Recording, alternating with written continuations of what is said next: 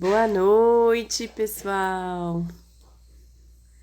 Ou boa tarde, bom dia, né? Dependendo da hora que vocês estão assistindo essa live.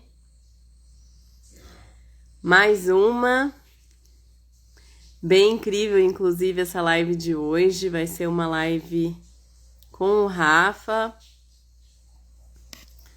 né? Então, o Rafael, da Quantum Lab, que é meu parceiro na análise de exames de biorressonância.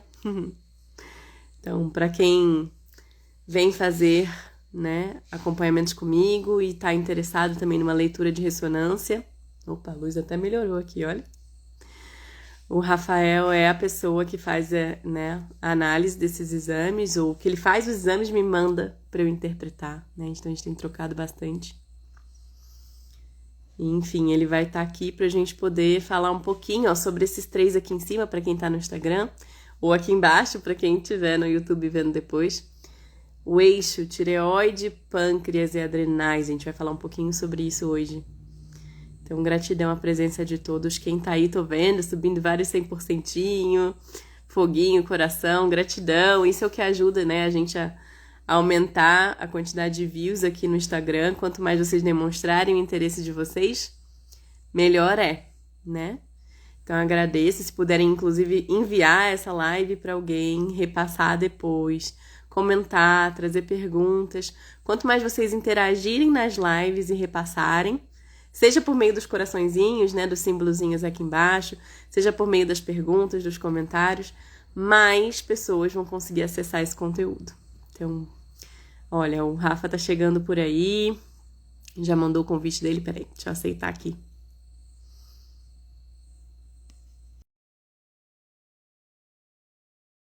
Aceitei. Não apareceu nada, vamos ver. Ah, foi. Olá, boa noite. Boa noite, querida, tudo bem? Tudo bom?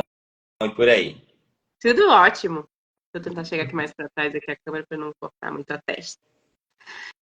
Mas gratidão, que legal, né? Mais uma live, obrigada. Espero que seja é a segunda, né, que a gente faz juntinho. Espero que seja a segunda e que ainda venham muitas. Então, gratidão pelo teu tempo. Gratidão Bom, não pelo sei se a gente convite. pode. Muito bom. Para a gente ir mais ou menos direto, né, ao assunto importante, eu vou passar para você se apresentar um pouquinho e depois eu me apresento e aí a gente dá esse início. Gratidão.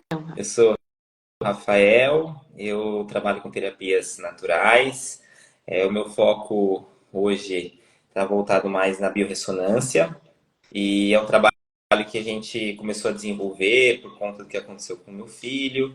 E a partir dali a gente na busca de alternativas para tratamentos, porque ele tem uma doença genética rara, a gente encontrou a biorressonância. E a partir dali a gente começou a desenvolver um trabalho em cima dela para o Matheus e deu muito certo. E a partir dali a gente começou a atuar nessa área também e multiplicar, né, esse conhecimento e esses resultados para a saúde humana.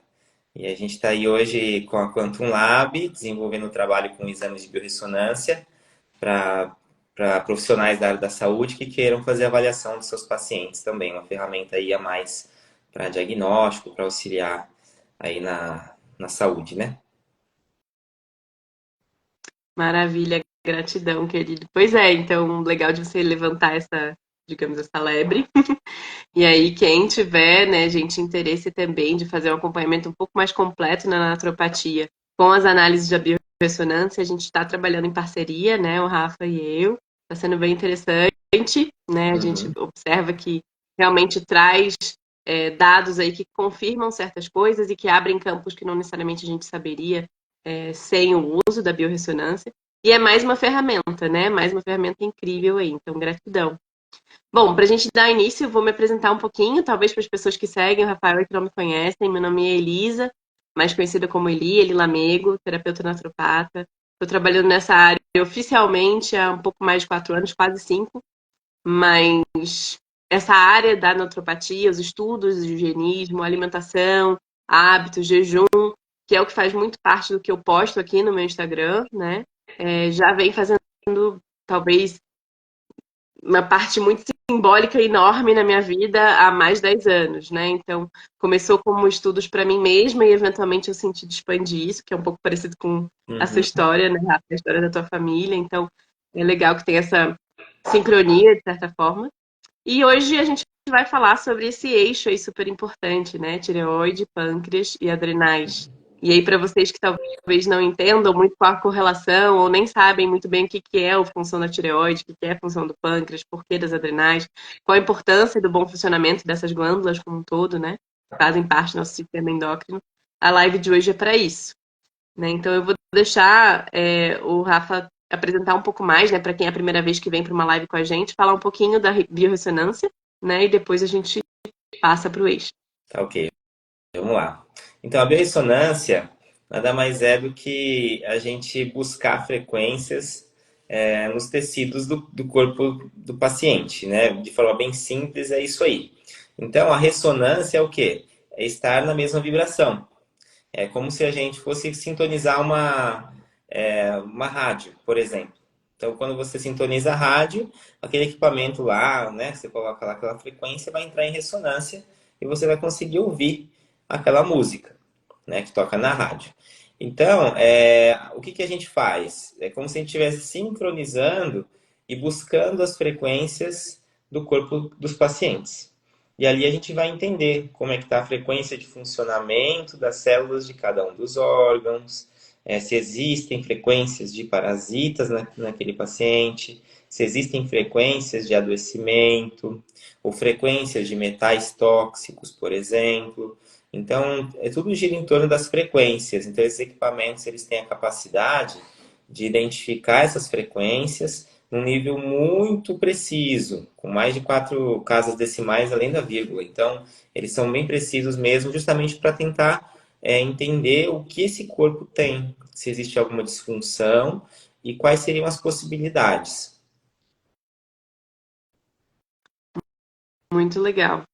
Eu sinto que é mais que nem a gente já trouxe, né? Mais uma ferramenta super legal, né? Eu acho que é importante as pessoas compreenderem que o uso da biorressonância como uma ferramenta para diagnóstico pode ser, como posso dizer, como se fosse um virar de página até no que a gente já conhece como método de diagnóstico, né, hoje em dia, e que pode trazer um pouco mais de clareza, porque muitas vezes, e lembrando, né, até mesmo o Rafa fala bastante disso, quando a gente olha para um exame de sangue, que é parecido um pouco com uma biorressonância também nesse sentido, é uma foto daquele momento, né, daquele momento específico de que foi colhido o exame de sangue. Só que a probabilidade de um exame de sangue ser avariado ou a temperatura do sangue não foi colhida, né, tipo, no momento certo, ou talvez houve algum tipo de alteração ali ambiental para atrapalhar a boa leitura do exame de sangue, isso acontece muito menos na biorressonância.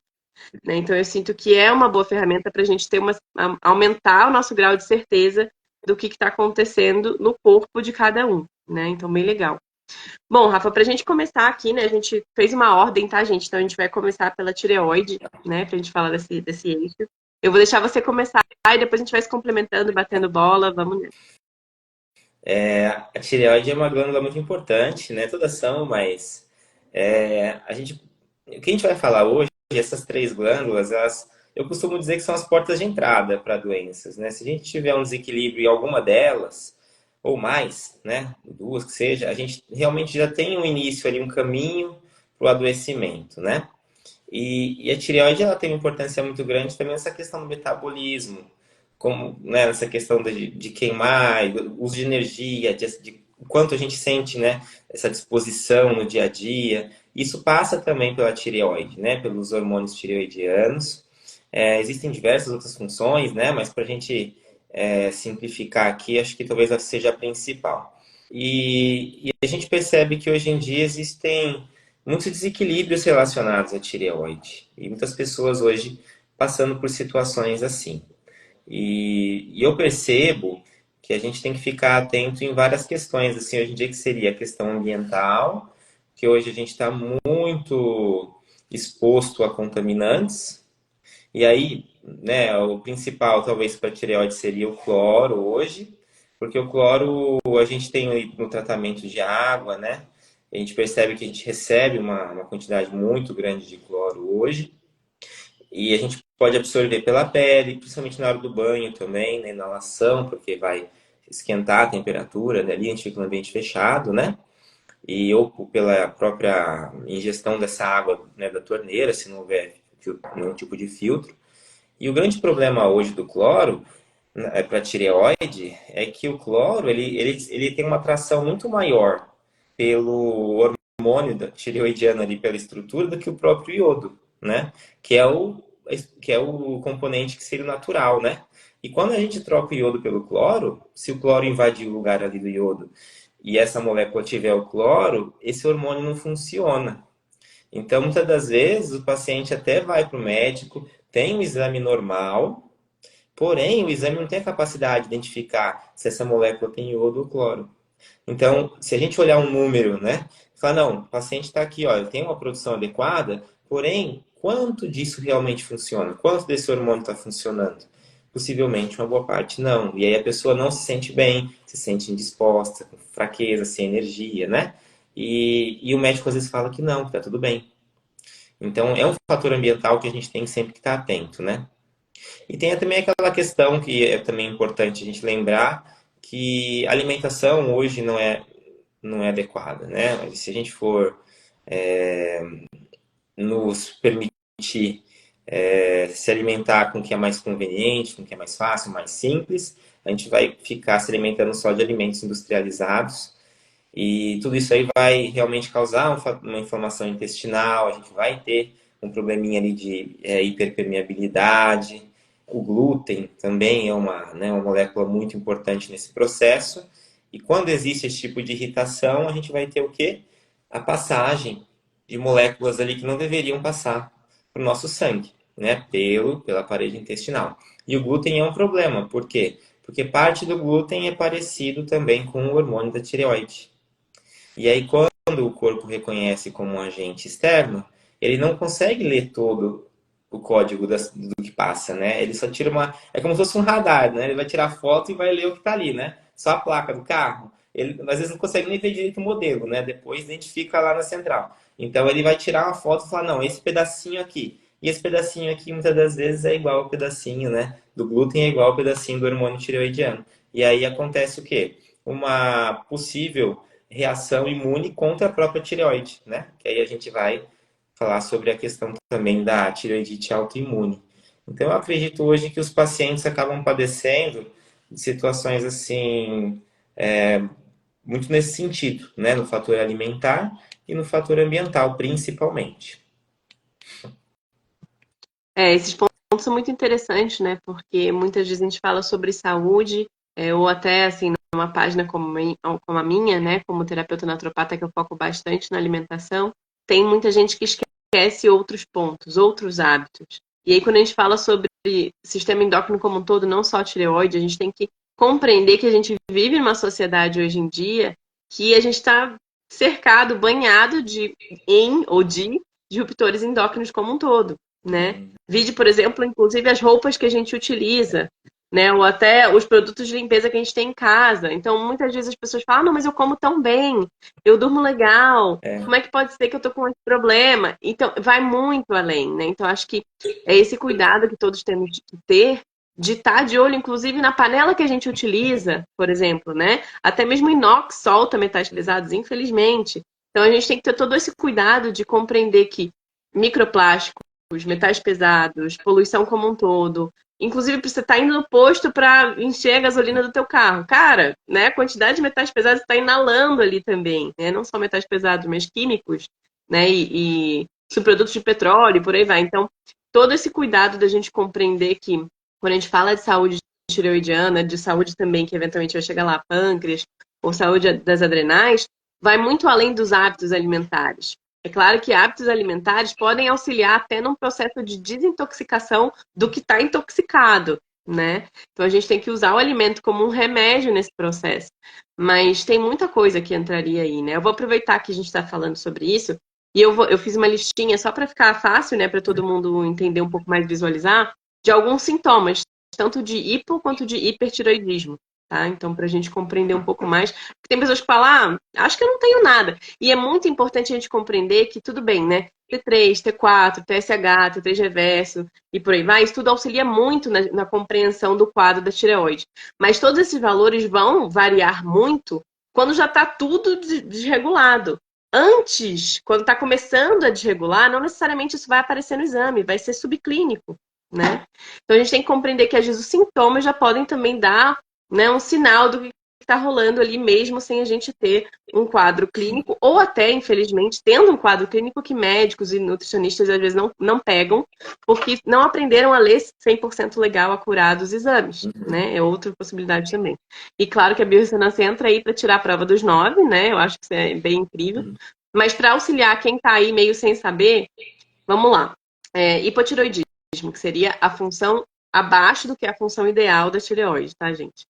Então, alguns dos sintomas, perda óssea, tá? Então, crescimento ósseo não, digamos, normal, entre aspas. Vou mostrar para vocês porque eu tenho isso. Ó, meus dedinhos são todos certinhos, ó. Não sei se vocês conseguem ver. Meu dedo não é reto. E eu tenho isso com os meus dedos em geral. E eu nasci assim, ou seja, fragilidade genética também, né? A gente tem que observar que muitas vezes a gente não fez por onde para ter isso, mas a nossa família já fez por onde. A gente já vem com essa fragilidade. Tô dando um exemplo. Então, as unhas também podem ser unhas que são mais quebradiças, ou unha que tem uma ondulaçãozinha, né? Não é uma unha lisinha, é outro exemplo. Perda de cabelo também tem a ver com hipotiroidismo. Mãos frias e pés frios, né? Extremidades geladas. Dificuldade com o clima frio também, para quem não curte muito frio e tem muita dificuldade, morre de frio, saiba que pode ter. E é claro que isso aqui, gente, não é um. A gente não está diagnosticando, tá? São sintomas que podem ter correlação com o hipotiroidismo. Arritmia cardíaca também tem super relação com o hipotiroidismo. Questões coronárias, depressão, fragilidade do tecido conjuntivo. Então, por exemplo, pessoas que têm prolapso intestinal, né, até mesmo vivem com refluxo, isso também tem uma relação muito grande, né, com o hipotiroidismo, é um exemplo. Escoliose, artrite, fadiga, metabolismo lento, obesidade, aqueles calorões, né, que muitas vezes para as mulheres a gente acaba dizendo que tem mais a ver com a menopausa, mas não necessariamente, pode ter relação com o hipotiroidismo. Espasmos musculares, né, por exemplo, também é uma. Edemas e questões de crescimento que podem ser afetadas desde o início da infância, né? Então, crianças com crescimento muito acima ou muito abaixo pode ter uma relação também com tireoide. Isso seria hipo, né? São alguns sintomas de hipo. Hipertiroidismo, que seria o funcionamento além do que seria o ideal da tireoide. Olhos que são mais protuberantes, por exemplo. Hiperatividade também, sintomas de hiperatividade. E excesso de crescimento como um todo. Além do que a gente chama, eu já esqueci o nome disso, eu fiz as minhas anotações em inglês, porque as minhas anotações normalmente eu faço. Como é que fala goiter mesmo, que é quando fica bócio, né? Gosto. É bócio que fala em português? É. Isso. Então, bócio também é mais um sinal de hipertiroidismo, tá? Então, ficam aí para vocês terem uma noção. E lembrarem também que quando a gente fala de tireoide, na tireoide a gente tem as duas, né? Na gravatinha de borboleta da tireoide, a gente também tem as duas paratireoides. Então, a gente tem as duas, não, é quatro, né? Que são quatro bolotinhas aí. Então, a gente tem que lembrar que tem uma relação também. A função tireoidiana vai afetar positivamente ou negativamente na função paratireoidiana, né? Então, enfim, só complementando um pouco, Rafa, se quiser pegar e falar mais um pouquinho à vontade. Não, eu acho que tá perfeito, acho que é isso aí. E as pessoas entenderem que toda essa, todas essas alterações podem ter essa correlação e que muitas das vezes o fato de um exame estar normal não quer dizer que a pessoa não tenha realmente uma alteração, né? Então é importante a gente estar sempre buscando e se a pessoa não se sente bem, essa busca ela tem que continuar até encontrar realmente o que está acontecendo. Porque o exame por si só, nem que seja a própria biorressonância, é o que você comentou, é uma foto, né? Então a gente não pode julgar um ser por uma foto, né? Por um momento. Então é importante mesmo que você sempre esteja buscando essas alternativas para tentar voltar a se sentir melhor e restabelecer a sua saúde. Maravilha. Eu sinto que a tireoide, mais do que nunca, tem sido um dos pontos de atenção para muita gente, né? E aí, o que eu até lembro que eu li as estatísticas em algum, eu não lembro onde foi que eu li, em algum livro, Mas talvez no século passado, se existiam 100, eu tô chutando o valor, tá, gente? Mas é que vocês terem uma noção da diferença. Se existiam 100 casos de hipo ou hipertireoidismo, hoje em dia é 100 vezes mais, né? Então a gente vê muito mais casos de questões endócrinas em geral, mas principalmente tireoide acontecendo, também por conta desses vários pontos que a gente trouxe aqui, né? Que vai para além só da alimentação, mas tem uma super relação com a alimentação também, né? Que nem o Rafa trouxe, o glúten é um dos maiores fatores aí que tem afetado a tireoide. A gente vê muitas pessoas, às vezes, passando por, infelizmente, uso de remédios para tireoide e não resolvendo a alimentação e poderia não precisar desse remédio, né? Sim, Se mudasse os hábitos. Então, tem muito disso também. Então, em termos de tireoide, quase todos os órgãos do sistema endócrino, de qualquer forma, se a gente consegue desintoxicar, mais da metade dos casos resolvido, é, né? Então, é essa coisa de conseguir realmente abrir porta para compreender que a alimentação considerada normal, que é a alimentação comum de hoje em dia, não é exatamente a alimentação ideal para a gente como ser humano, né? E os perfeito. hábitos também, então sono, né? O que a gente faz no dia a dia de exercício ou não, isso vai ter uma super relação também com a nossa saúde como um todo. A saúde intestinal está correlacionada com praticamente todo o sistema endócrino, né? Então entra muita coisa aí. Legal. Quer passar para a próxima, para o pâncreas? Vamos lá. Vamos pro próximo. Você quer que eu comece também? É isso? Então vamos lá. O pâncreas, a gente vai ter algumas funções específicas aí. Eu vou simplificar também, depois aí ele complementa se ela achar que é pertinente.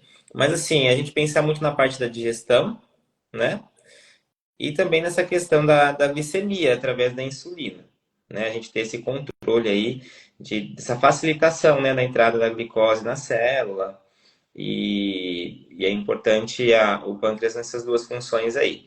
E o que a gente percebe é que, assim, se a gente for pegar, eu estava até comentando, acho que foi até com ele esses dias.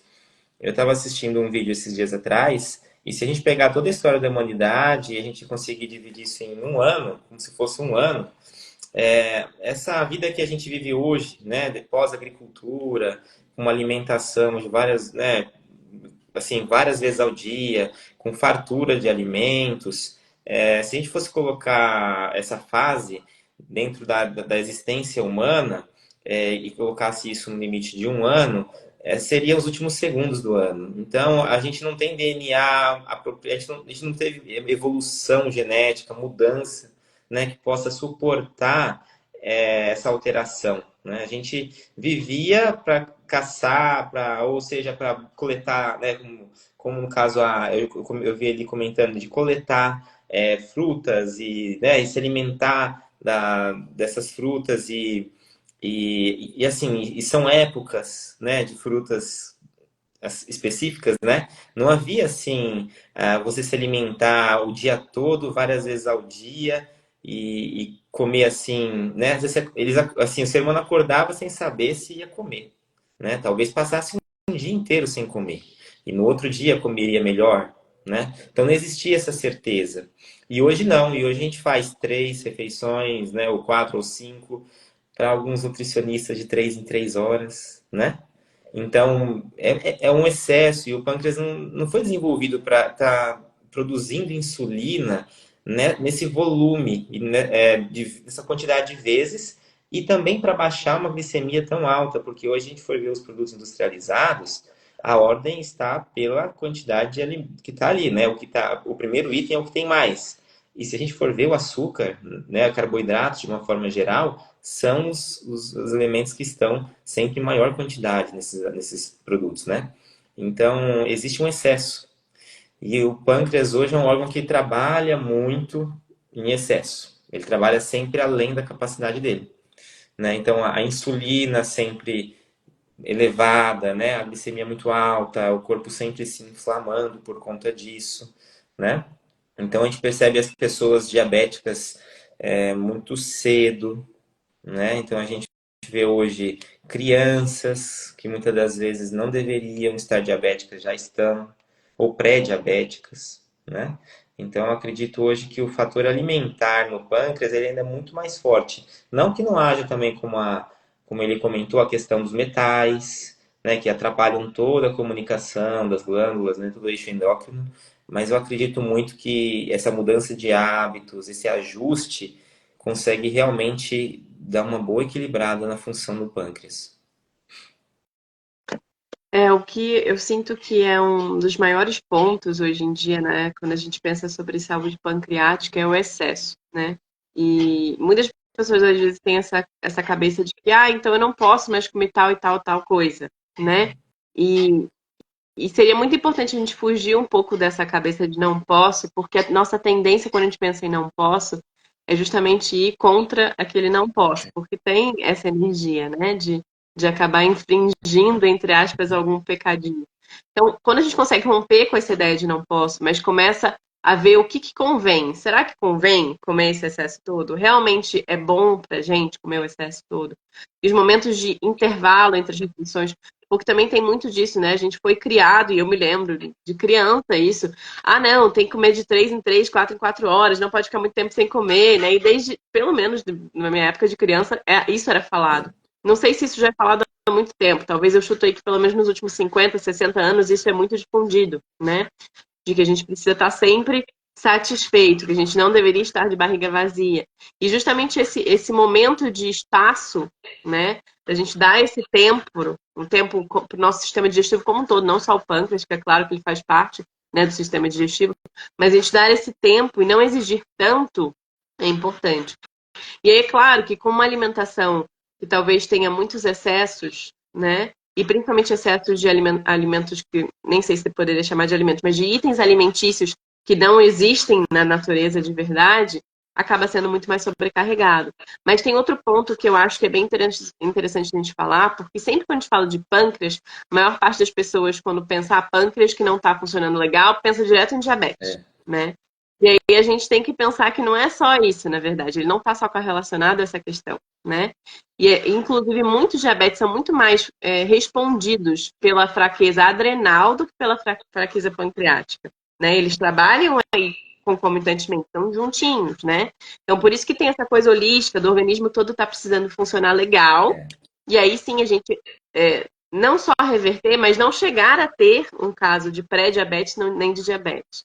E também quebrar um pouco esse paradigma de que, não pode comer carboidrato, carboidrato que é o demônio. E não é bem por aí. A questão maior também entra nisso, né? Existem muitas pesquisas que demonstram que carboidrato não é o que vai causar diabetes. Óbvio, se a gente está.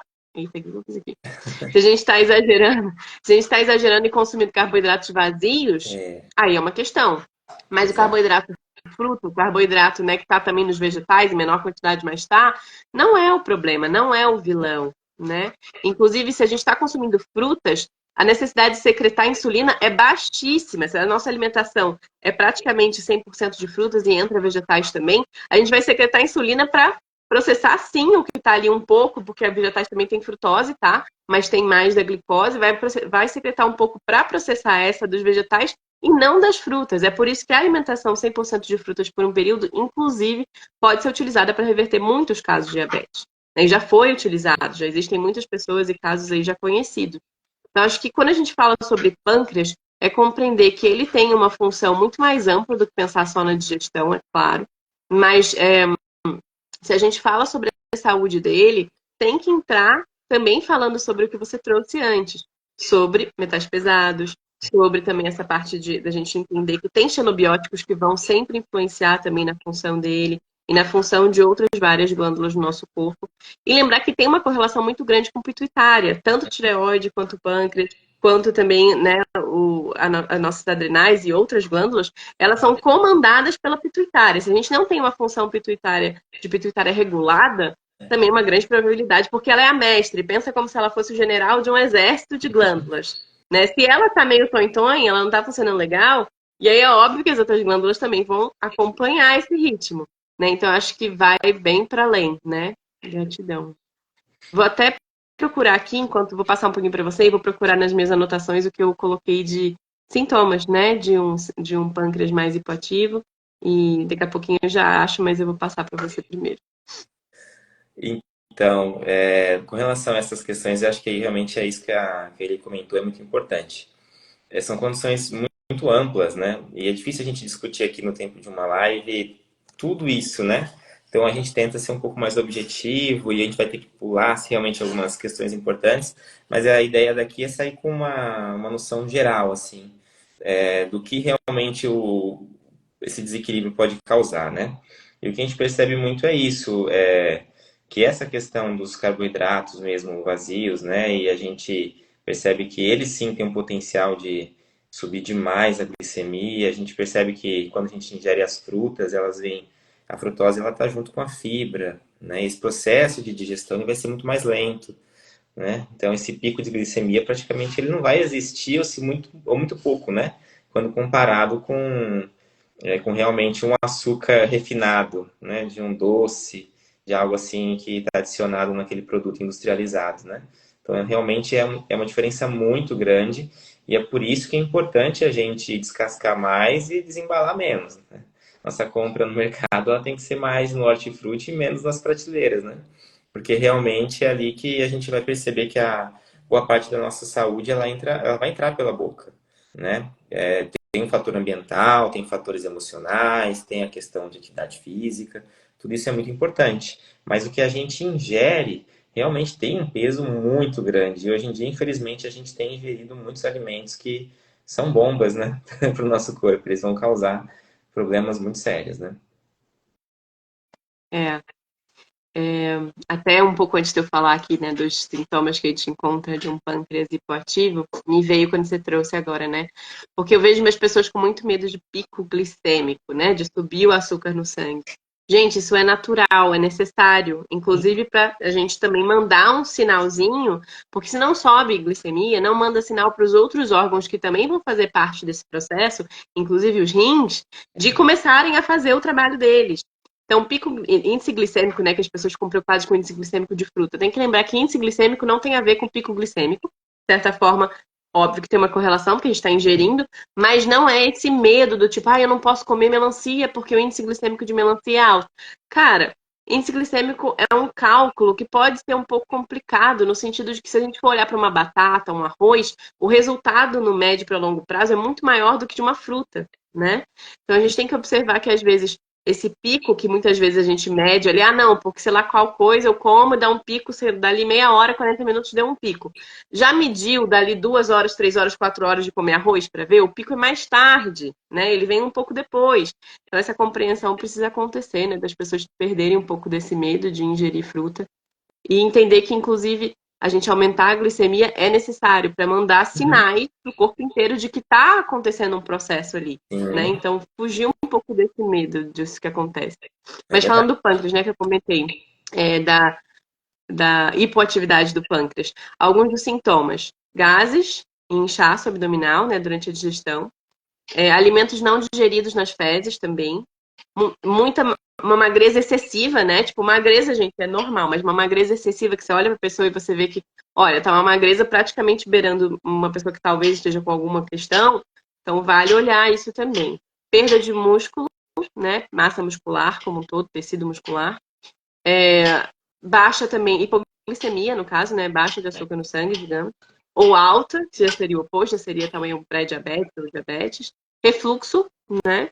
Uhum. Gastrite, enterite e náusea. São algumas também dos possíveis sintomas. E aí, só fazer um parênteses aqui, se alguém sente isso de vez em quando, uma vez no mês, uma vez.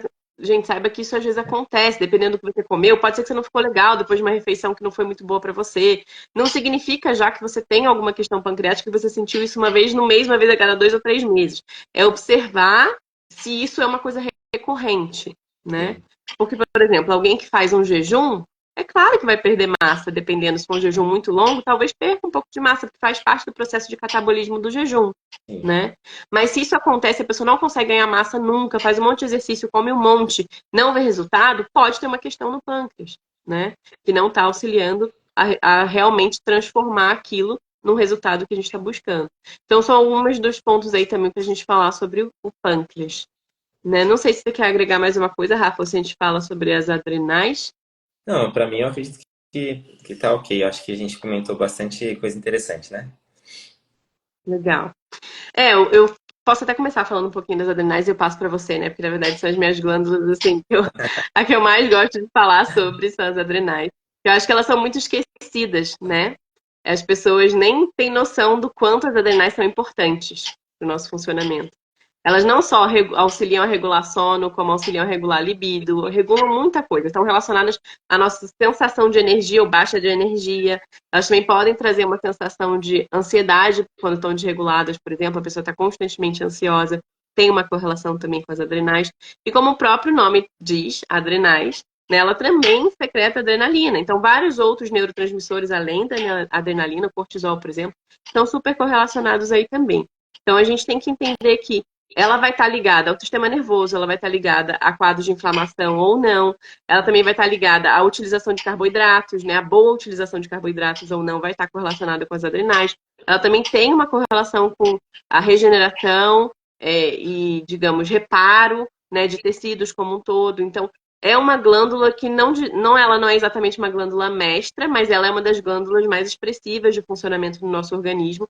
E ela também está correlacionada, por exemplo, à produção de progesterona, né? Então a gente tem que entender que testosterona está tudo correlacionado. Então, um bom funcionamento de adrenal é hiper importante no nosso dia a dia. E hoje em dia, a gente vê poucas pessoas com as adrenais 100% legais. Por quê? Muito estresse, dorme mal, né? E estresse não é só estresse, vai no trabalho, tá estressado. Não. Níveis de estresse, por exemplo, poluição é estresse, muita luz é estresse, pouco sono é estresse, tudo isso é estresse. Então, o nível de estresse da nossa sociedade atual, somado também com excesso de cafeína, excesso de proteína, muitas vezes, em dietas hiperproteicas, isso vai ter uma correlação também com o funcionamento afetado, né, de uma adrenal, por exemplo, das duas adrenais. E é o importante a gente entender isso, são duas adrenais. Então, às vezes, a gente vê pessoas que têm uma fragilidade mais para o lado direito ou mais para o lado esquerdo, e a outra está funcionando legal, né? Então, tem sempre, às vezes, até ver que tem pessoas que têm mais questões de um lado do que de outro. E aí vai ver, às vezes, é porque aquela adrenal daquele lado está com alguma questão e a do outro está funcionando ok por enquanto. E a gente tem que observar que tem também uma correlação muito grande com o funcionamento renal.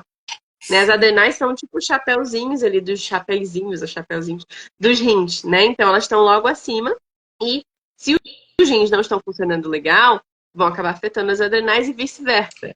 Então a importância da gente também cuidar das nossas adrenais é porque elas funcionando bem, a gente também dá uma força a mais para o bom funcionamento renal, né? Então, enfim, vou passar um pouquinho para você, Rafa, e depois eu posso trazer também os pontos para as pessoas saberem, né? O que seria uma adrenal hipoativa, por exemplo, Legal. quais seriam os sinais?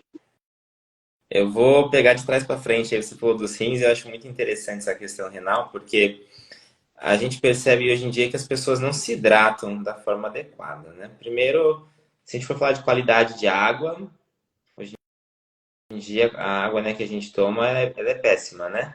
Então a gente tem que tomar muito cuidado com a qualidade da água que a gente está ingerindo. Isso já é muito importante. Tem a ver com pH, tem a ver com os minerais, né? E a gente evitar de ser uma água direto da torneira, porque justamente tem muito residual do tratamento, né? Que ela vai receber ali naquele processo ali para poder abastecer as casas, né? Então é importante a gente evitar esse tipo de contaminação e se hidratar de uma forma adequada. E não só a qualidade, mas a gente também pensar na quantidade. Porque hoje em dia, se a gente for parar para pensar, eu acredito que mais da metade das pessoas não toma água na quantidade adequada, né? Ou nem sabe quanto deveria tomar por dia em relação ao seu peso. E isso é muito importante, né? Existem algumas variações de cálculo aí, 33, 35 ml aproximadamente por quilograma de peso, né, de peso corporal, alguma variação aí. Mas se a gente fizer um cálculo próximo disso, a gente já vai ter uma ideia da quantidade de água que a gente vai ter que tomar todos os dias. Eu, quando fiz essa conta, eu percebi que eu acho que eu nunca tinha tomado água até então, na quantidade adequada. E aí eu fui perceber isso depois dos 30 anos de idade. Então, é importante a gente tomar esse cuidado, porque realmente vai repercutir negativamente também, né, na capacidade que as adrenais têm de produzir hormônios e ter aí na vitalidade delas. Eu vi aqui a pergunta de quantos ml, né? Do que eu vi, tem alguns estudos diferentes também, mas de 33 a 35 ml por quilograma de peso corporal, tá? Então, cada 10 quilos de peso, 350 ml, mais ou menos, de água por dia, né? Seria uma conta próxima aí do que seria ideal. Alguns falam até um pouco mais, um pouco menos, né? Depende aí do autor do estudo, tá? Então, possivelmente aqui pela reação, acho que estava tomando pouca água, se hidratando pouco. Mas Posso essa fazer um questão é importante. parênteses em cima disso, Oi? Rafa? Posso fazer um parênteses em cima Pode, disso, já pode, porque com eu também certeza. conheço também as pessoas que me acompanham e muitas pessoas também estão nessa leva de alimentação crude vegana ou frugívoro, que é meu estilo alimentar também. Para quem talvez não conheça e não entenda o que é crudivorismo é um estilo alimentar 100% vegano, mas focado em frutas e folhas e sementes, todos em estado natural, né? Então, quando a gente está consumindo uma alimentação in natura, o próprio alimento contém água, e é chamada de água estruturada, né? Que seria a água coloidal, que é muito similar à nossa água interna. Então, se a gente tem uma alimentação que é, digamos, 80, 90, 100% à base de uma alimentação in natura, a nossa necessidade de tomar água mineral cai muito, Muito. porque a gente vai estar ingerindo a nossa água, que inclusive é a melhor forma da gente conseguir absorver, porque essa coisa, é claro, a água é maravilhoso, mas a gente tem, às vezes a gente vira, por exemplo, 1 litro É, de água, né, quando a gente está com muita sede. E aí a gente não vai conseguir absorver, não vai se hidratar super legal, vai acabar saindo direto quase tudo, porque os rins olham e falam, caraca, eu não consigo lidar com isso, blá, blá, vai embora. Né? Tipo, não dá tempo nem de tipo, processar. é Então, verdade. quando a gente come a nossa água, o processo é mais lento de absorção, fora o fato de que, em termos moleculares, a água estruturada é diferente da água É, mineral, né? Ela, digamos, é uma água mais. Pensa numa água mais gelatinosa em comparação com a água mineral mesmo que a gente conhece, né? Como água de tomar e transparente. Claro que é importante, mas se a gente consegue consumir a nossa água, eu, por exemplo, melhor. se eu tomo água uma vez ou duas na semana, água, é muito. Aham. Né? Eu quase sempre como minha água, porque eu como em média de 4, 5 quilos de fruta por dia e vegetal, né? Então, Aham. só aí tem quase 4, 5 litros Sim, de água, porque a gente observa que quase todas as frutas e vegetais são 90, 90 e é poucos por cento água, né? Então, isso é mesmo. isso. E entra aí como um parênteses também. E já se diz em muitas pesquisas que se a gente come uma alimentação majoritariamente cozida, a gente nem tomando 6, 7 litros de água mineral por dia, a gente conseguiria equilibrar, porque a gente acaba doando a água do nosso organismo para digerir aquele alimento cozido, né? E um alimento que já contém água, você não precisa doar, você inclusive dá água depois para o seu organismo, né? Você usa um pouco para digestão e para assimilação e por aí vai, mas depois o excesso vai ser eliminado. Então Sim. fica aí como um parênteses, né, também para quem fala, meu Deus, é muita água para tomar. Cara, se você estiver comendo mais fruta, focando em consumir bastante salada, Uhum. comendo a sua água, vai ser muito mais bem hidratado até do que tomando água mineral, por conta dessa diferença molecular também, né? Perfeito. Nossa, a colocação sua é perfeita, porque numa rotina que as pessoas comem alimentos industrializados, né? Que a gente vai ver lá o percentual de água é minúsculo, porque quanto menos água, mais tempo de prateleira, né? Então tem que ter pouca água. Aí realmente a alimentação praticamente não tem hidratação alguma. Mas quando a gente fala do frugivorismo, a realidade é completamente distinta, né? Realmente vocês já se hidratam muito mais só no processo de alimentação. Realmente é diferente e com certeza é muito melhor. É muito mais natural, é um processo de assimilação mais lento, mais natural, do que às vezes a gente pegar, como você comentou, pegar uma garrafa dessa e tomar de gole. Realmente é importantíssimo essa diferença. Eu gostei bastante da colocação, achei bem legal. E essa questão do estresse, eu acho realmente o que ele comentou é muito importante, porque eu tô aqui, a gente já tá aí 8 horas da noite, a luz branca, né? Eu tento deixar em casa a luz amarela, esse horário lá embaixo onde está o Matheus, a gente já tenta deixar a luz assim, bem escurinho mesmo, só um abajur assim num canto ligado, uma luz ambiente bem fraquinha para a gente já começar a dar uma desligada, né? E é importante. Mas a outra questão é o celular, né? Se a gente ficar ali no celular ou no computador também, tem aquela questão de filtro de luz azul, se eu não me engano, né? Que a gente também é importante a gente colocar, deixar ativo na tela do celular para melhorar um pouquinho.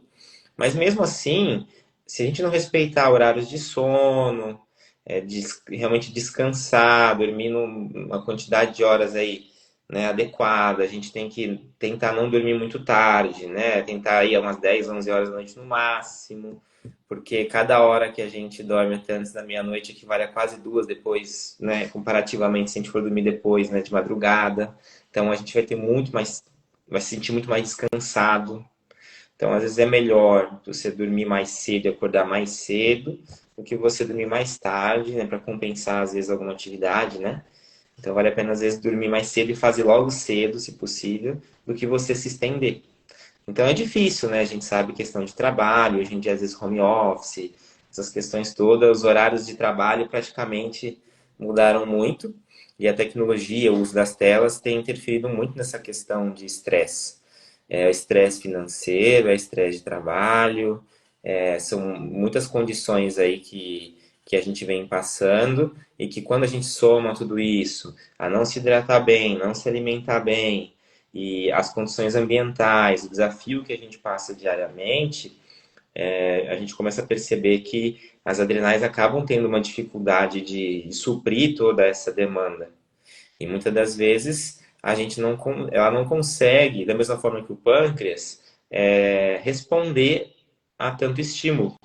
E aí a gente não tem aquela resposta forte como deveria nos momentos que precisa, às vezes, né? No estresse maior.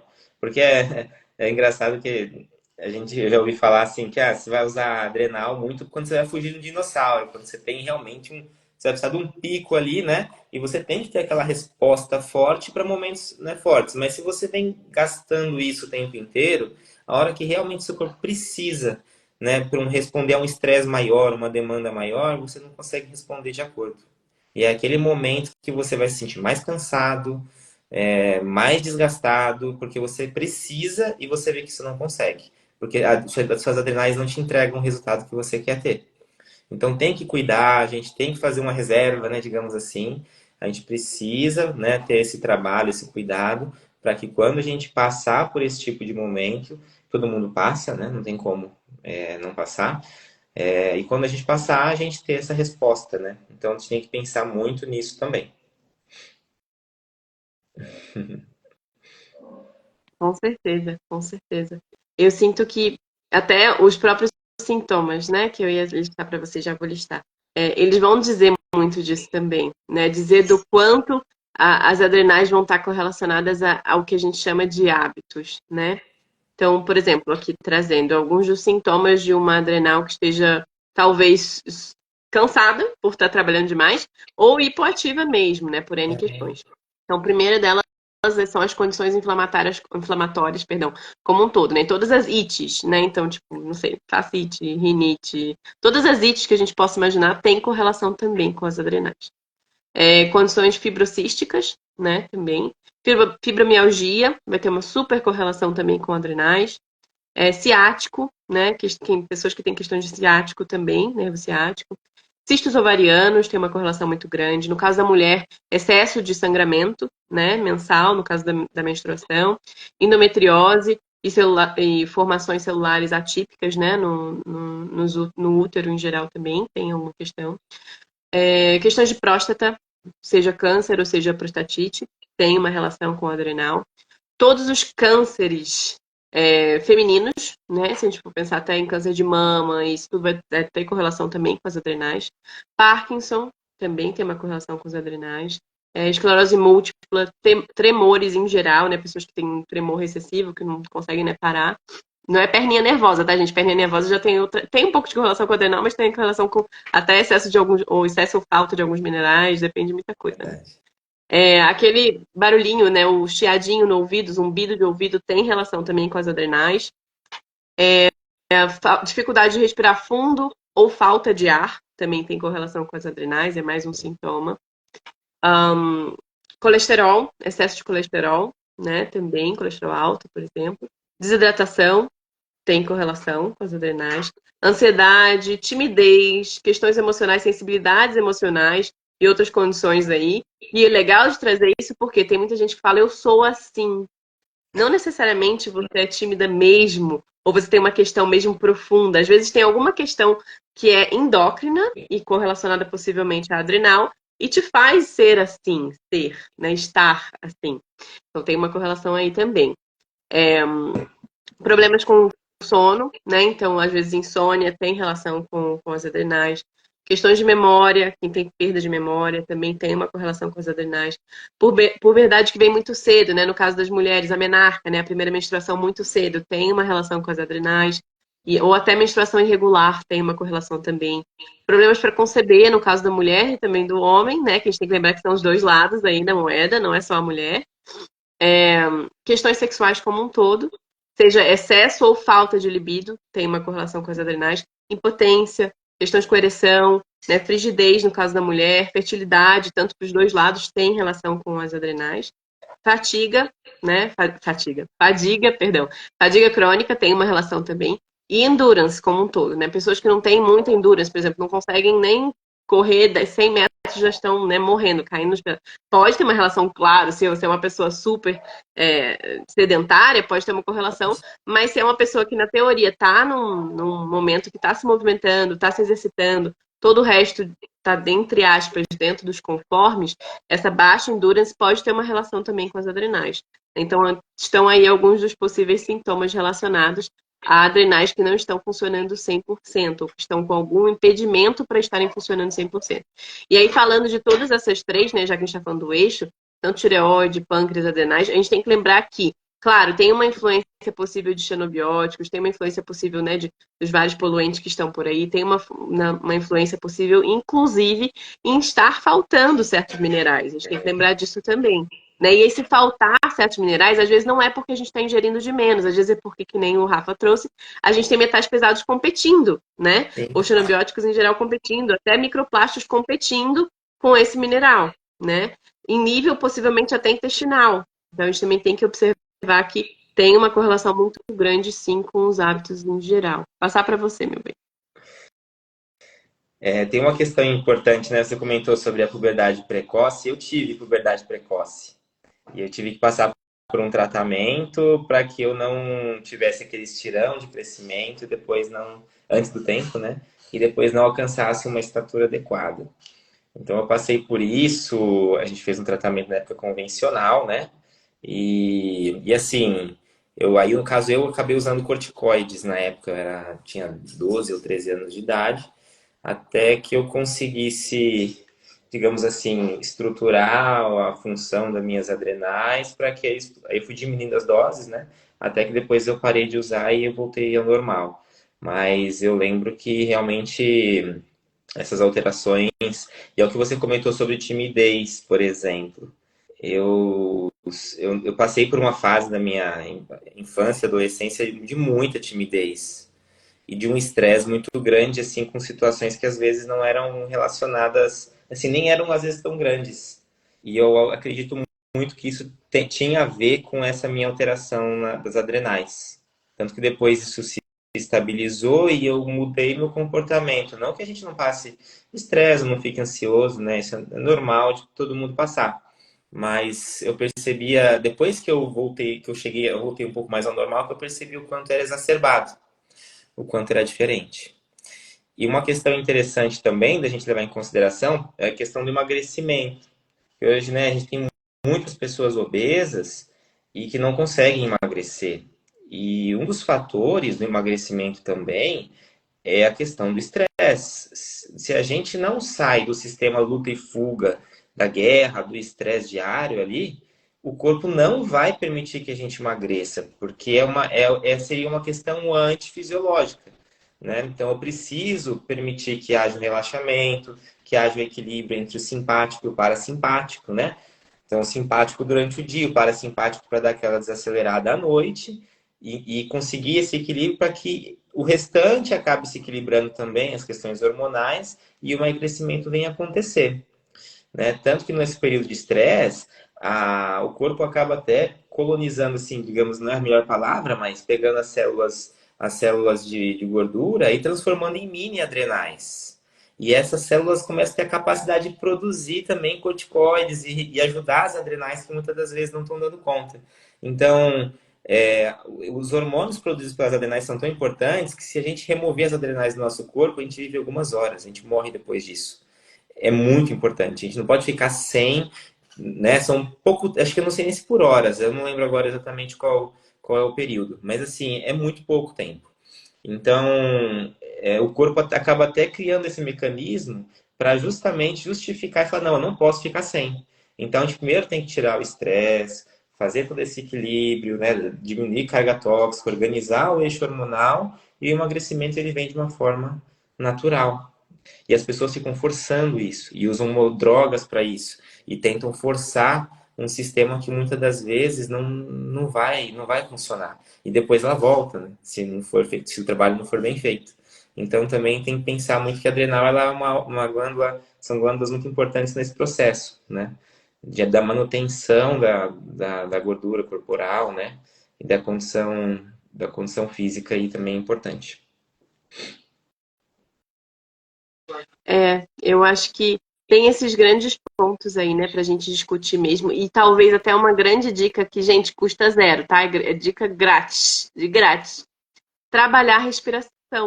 Se a gente consegue ter ritmos mais lentos de inspiração, né? Sair um pouco do que é a respiração de fight or flight, né? Que é essa respiração de fuga, né?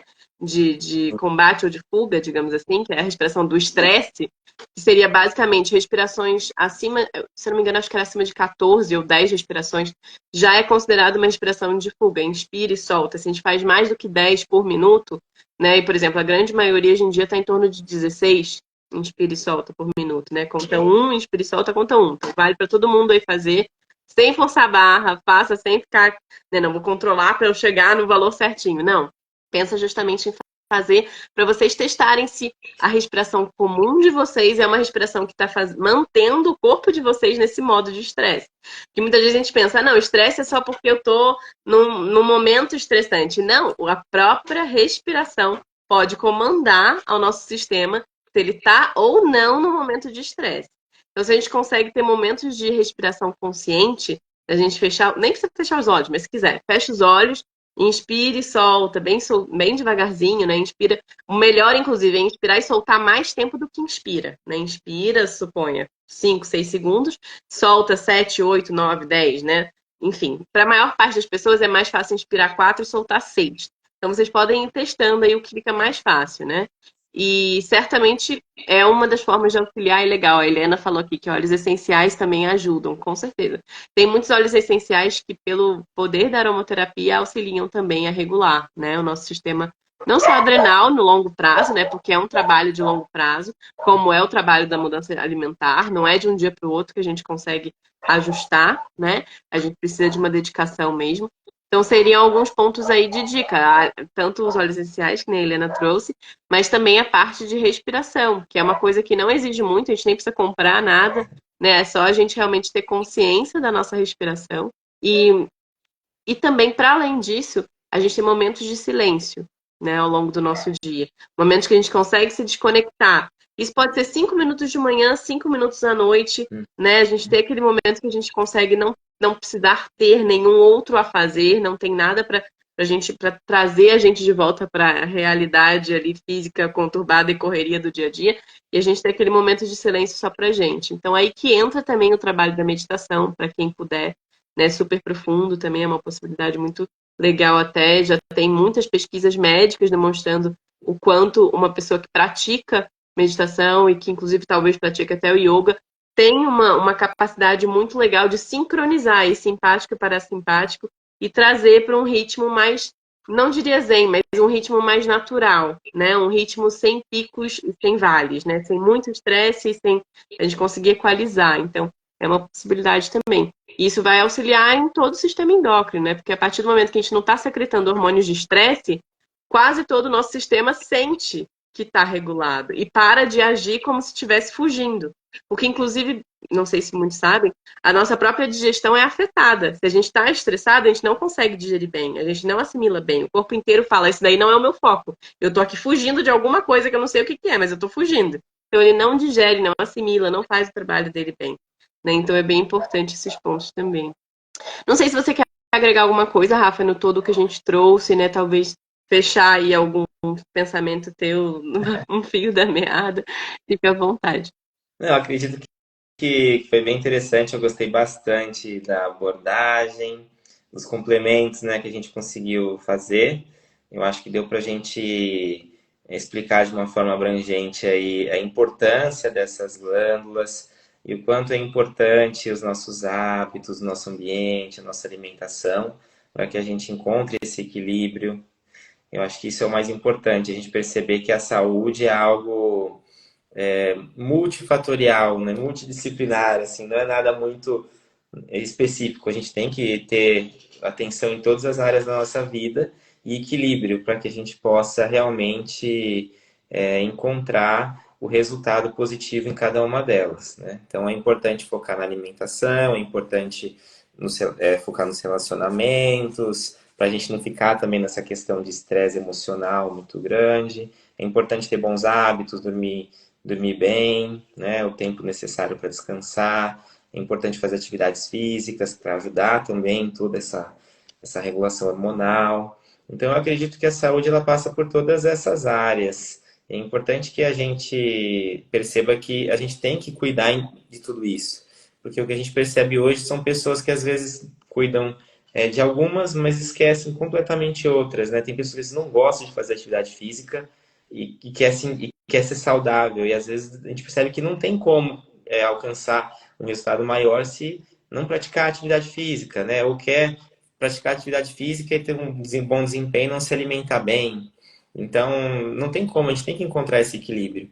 Então, as glândulas, elas mostram muito isso também.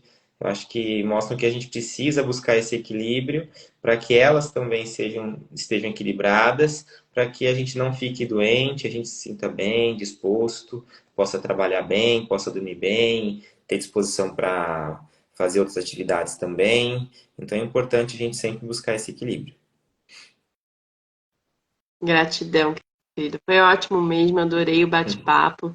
Espero que todo mundo que aqui esteve ou que for ouvir depois curta também. A nossa intenção é continuar, né, fazendo lives assim que tragam esse pincelar, né, das várias áreas importantes do nosso corpo, que todas têm a sua importância, né? Não existe nem um pedacinho que não tenha importância, mas cada um tem a sua função. E muitas vezes, se a gente consegue é, verdadeiramente alterar algum quadro que esteja desregulado de certas glândulas mais mestras, como são essas que a gente trouxe aqui hoje, outros quadros de desregulação ou de falta de homeostase, ou de saída da homeostase, desequilíbrio, vão acabar voltando para o seu equilíbrio, mesmo que a gente não faça nada focado neles. Então, muitas vezes é importante a gente entender que se a gente tem vários quadros de várias questões, não adianta a gente querer atacar tudo no mesmo momento, porque muitas vezes, se a gente escolher, né, os nossos seletos importantes ali, muitos outros vão acompanhar, né? Então, a importância de um trabalho profundo, de compreender por onde começar, né, de ter um certo acompanhamento também e desintoxicar, né? Porque desintoxicação vai ser também uma grande base. É a gente lembrar o que é básico na química, tem dois lados, né? Tem um lado ácido e tem um lado alcalino. A partir do momento que a gente está num processo hoje em dia, para todos, sem exceção, de um estilo de vida muito mais acidificante, se a gente conseguir puxar a tônica, né, mais para o lado alcalino, a gente já facilita muito mais para o nosso corpo, né? Então entra aí essa sugestão, tanto da respiração, do yoga, dos exercícios, da gente fazer o que gosta, da gente ouvir boa música, da gente estar com bons relacionamentos, de buscar resolver, entre aspas, né, os nossos problemas para retirar também esse, porque é uma forma de a gente se acidificar, se a gente está tendo muitas questões para trabalhar, né? É, e a alimentação entra como mais um pontinho aí nisso, né? Obviamente muito importante. Então agradeço, Rafa, muito bom, né? Mais essa live. Em breve a gente vai vir com outras e é isso. Não sei se alguém tem alguma pergunta, gente. Deixa eu ver aqui se eu vi alguma coisa. Ó, tem uma pergunta aqui que eu não sei se eu entendi. Eu nem sei se a pessoa ainda tá aqui na live. Deixa eu ver se ela tá aqui. Ah, porque tá sim, a Márcia. Ó, Márcia, sua pergunta que subiu aqui, você consegue me explicar, Flor, que eu não consegui entender, ó. Eli, possível a tireoide não inflamar com alimentação frágil? O que você quis dizer com isso, Flor? Não sei se você quis dizer uma alimentação mais sutil. Fiquei um pouco na dúvida. Não sei se você entendeu aí, Rafa, talvez você tenha conseguido interpretar. Mas Eu também também subiu fiquei uma. na dúvida com relação ao termo alimentação frágil, né? Mas Eu também. Não sei se entendi. Bom, vamos ver se aqui é do Pedro. Olha, ele mandou aqui, ó. Tento tomar muitos cuidados relacionados ao sono, mas mesmo com esses cuidados, muitas vezes a ansiedade, preocupações causam insônia e durmo mal. Mas tento adotar práticas que ajudam a melhorar o sono. Preciso. Não sei se ele vai continuar a frase, né? Mas uma das possibilidades, Pedrão, eu acho que você até falou, né, que você prefere apagar a luz à noite, ficar só na vela. É uma ideia. O escuro já induz, né, justamente esse processo de relaxamento à noite. A respiração pode te auxiliar muito.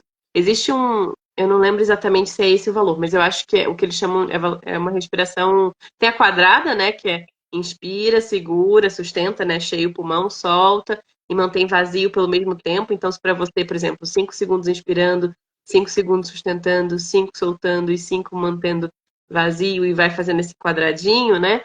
Dá para você ir repetindo essa respiração e até aumentar os tempos, se para você for possível, que isso auxilia muito a relaxar. Tem óleos essenciais, como de lavanda, que também auxilia muito no relaxamento. Se você puder ter um difusor no teu quarto, por exemplo, pode te auxiliar também nisso. Existem certas ervas, como mulungu, valeriana, que também podem auxiliar. Vale entender muito do teu quadro, né, para ver se vale também entrar com elas, se são ervas que vão ser boas para você ou não, mas que quase sempre tem um bom efeito aí. Não sei se Rafa quer complementar. eu acho que realmente é exatamente o que você comentou. Eu acredito que é bem por aí mesmo. Agora, a Márcia teve um complemento aqui. Não era frágil, era frugívora, né? Eu vi, agora que eu vi. Eu acho que assim, o fruge, muitas pessoas, eu conheço muitas pessoas que são da linha da alimentação crua e talvez até frugal, né, frugívora, e que acreditam que por terem alimentação frugívora são invencíveis, imbatíveis e que nada afeta, né? Então tem que tomar esse grande cuidado, porque a alimentação sim é um grande, digamos, um grande player aí no sentido de saúde, mas não é o único. Então não adianta a gente ser, por exemplo, frugívoro e dentro do frugivorismo ainda tem a questão das combinações, e qualquer alimentação, tá, gente? Não é só o frugi, mas de combinações Sim. alimentares, né? Da gente compreender quais alimentos vão com quais. Porque, por exemplo, o que é comum na nossa sociedade, principalmente no Brasil hoje em dia, né? Do arroz, feijão, carne, batata e uma folha de saladinha. Quase nada ali combina e quase nada digere bem, né? A gente vê carboidrato junto com carne e às vezes gordura e ainda cozido com algum óleo. Então, assim, a assimilação e a digestão desse alimento é muito complicada. Então, numa alimentação frugal, a tendência é facilitar, mas se a gente não combina bem, a gente também não vai estar digerindo bem.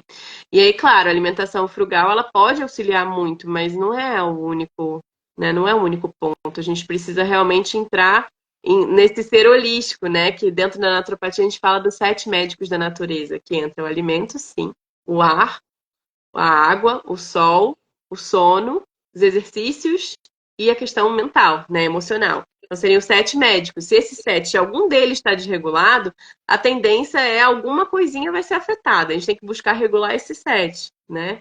E não imaginar que só um dos médicos, a alimentação, é o que vai resolver tudo, né? Então vai por aí também. Deixa eu ver se veio mais alguma coisa. Acho que não, né? Não subiu mais nada. Bom, Garvin, eu não sei se é Garvin ou Garvin, não sei o seu nome, querido, mas você falou aqui. Nosso corpo, a base é a respiração, nossa oxigenação até para cura e regeneração. E oxigenação está relacionada a muita coisa, não só a respiração, né? A capacidade das nossas hemácias também de verdadeiramente assimilarem esse oxigênio, as células de verdadeiramente serem oxigenadas, vai para além de só respirar, né? A gente pode estar respirando super bem, mas se a gente não consegue né, espalhar essa capacidade de oxigenação para as células, é um pouco mais complicado. E aí entra muita coisa, entram várias terapias, né? Que se o Rafa quiser, ele pode até aprofundar nisso. Realmente tem a ver com a questão também do terreno biológico que a gente chama, né? Como tá a questão do seu sistema linfático, se realmente você tem aquele acúmulo ou não de toxinas, metais tóxicos, no seu espaço intercelular, né? Para a gente entender que existe uma certa dificuldade, às vezes, de fluxo. Então, se realmente existe um fluxo difícil, os nutrientes não vão chegar da forma adequada. E às vezes, por mais que se alimente bem, que se faça uma boa respiração, às vezes naquele momento, se houver realmente essa deficiência, as células podem padecer de uma desnutrição, uma falta de oxigenação momentânea ou, né, até um pouco mais a longo prazo, dependendo da situação. Então, por isso que é importante o que ele comentou, da gente atuar em 7 frentes distintas e tentar o equilíbrio nelas, porque realmente é o todo que vai fazer a diferença. E um fator sozinho ele não resolve, infelizmente. Seria mais fácil, né?